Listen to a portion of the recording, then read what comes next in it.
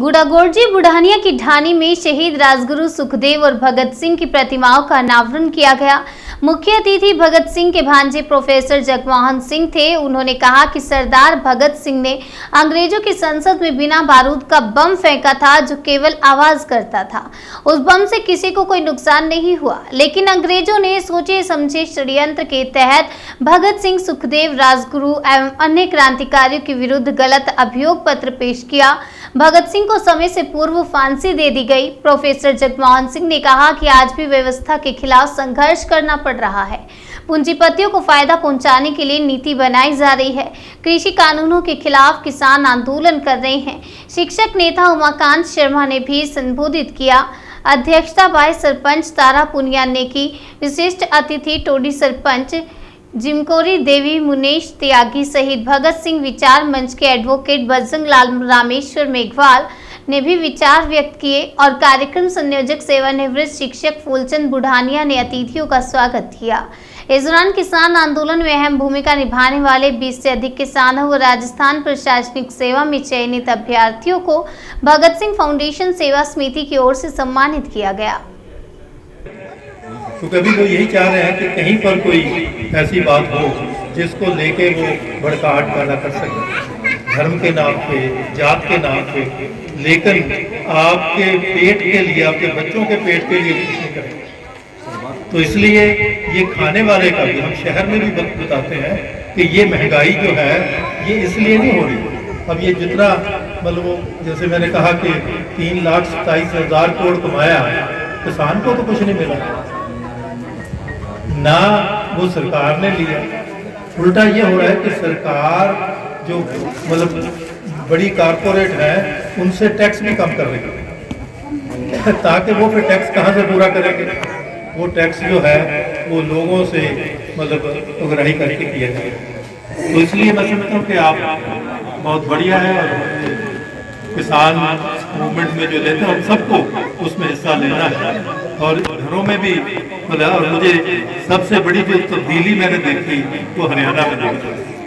पंजाब में तो महिलाएं बहुत पहले से सावधान कर रही थी, लेकिन हरियाणा में महिलाओं ने कहा कि आप जब जो बैठ के काम करने वाला तो हम कर देंगे, आप कोई और काम करें। और इतनी मैं कि जब हरियाणा की महिलाएं ट्रैक्टर पे बैठ के ट्रैक्टर को लेके चली तो वो जो नई हमारे में जागृति आ रही है वही हमारे बच्चों का भविष्य जो है वो बचा सकेंगे।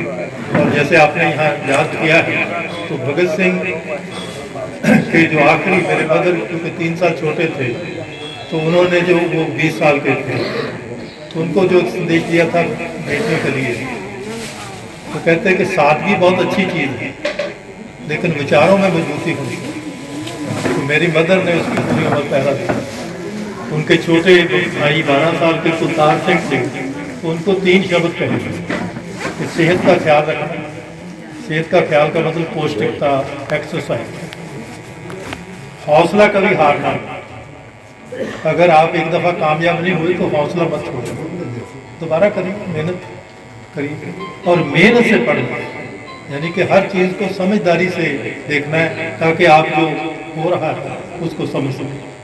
तो उनके जो दूसरे भाई थे कुलदीप सिंह, वो 14 साल के थे तो उनको एक चीज़ और ऐड कर दी कि ये 3 तो हैं ही, सेहत का ख्याल रखना, हौसले से रहना और मेहनत से पढ़ना। लेकिन अगर हाथ का काम सीख लोगे तो तुम्हें अपने आप में विश्वास होगा।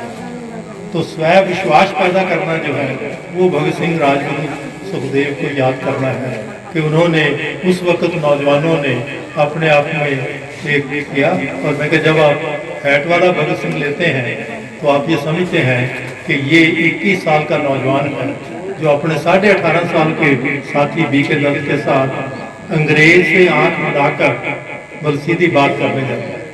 और तब उन्होंने एक पूरा नारा दिया था, हम आधा लगाते हैं, उन्होंने कहा था कि पूरा नारा सच्ची है, वह साम्राज्यवाद मुर्दाबाद, इनकलाब जिंदाबाद। अब साम्राज्यवाद क्या है कि जब एक देश दूसरे देश को लूटता है और आप उसके तंत्र बदल सकते हैं। जैसे मैंने आपको बताया कि इस कानूनों से अभी मुझे तारा जी पूछ रहे थे कि मोदी पीछे क्यों नहीं हट रहा।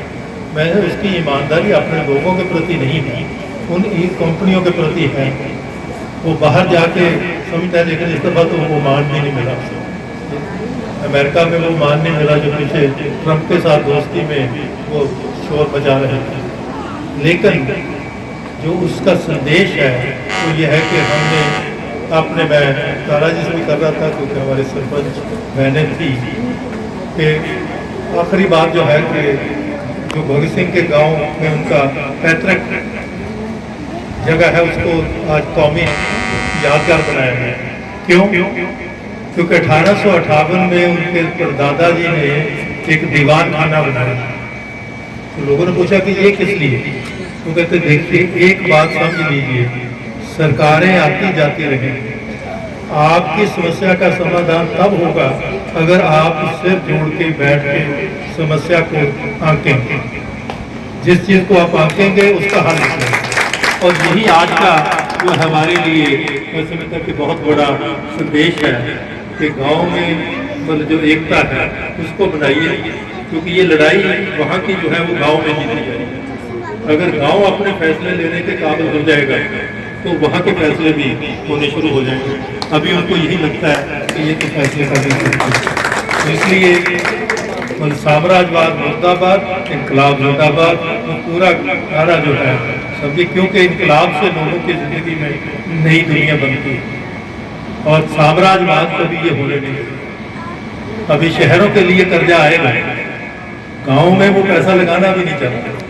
वर्ल्ड बैंक भी कर्जा शहर के लिए देगा, गांव के भले के लिए नहीं देगा। अगर गांव के भले के लिए दे रहा है तो वो कारपोरेट के भले के लिए दे रहा है। कारपोरेट कहता है कि मुझे थोड़ा सा यहाँ से निकाल।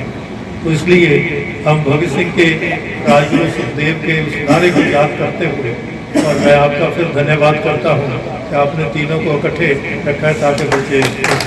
धन्यवाद। इनकलाब जिंदाबाद, साम्राज्यवाद जिंदाबाद।